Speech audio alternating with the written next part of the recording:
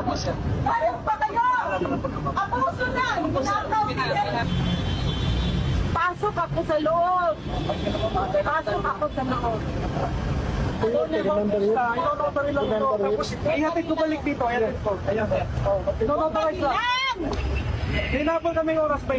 Notary lang! Notary! Notary lang. Notary lang. Sige na. Notary lang, bro.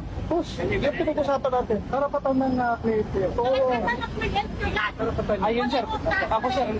Ano na ako? Pakiusap na. Pakiusap na ako, sir. Pakiusap. Pakiusap. So, bukas na lang, sir. Isama po ba, sir, si attorney, sir? Yung magnotaryo. Yung magnotaryo. Yung notaryo publiko. Sir, nakikiusap po kami. Oo. Wag. Baka may ito. Baka may meeting. Presidente yan. Asan yung pinarami, pare? Huwag mo pabayan yan.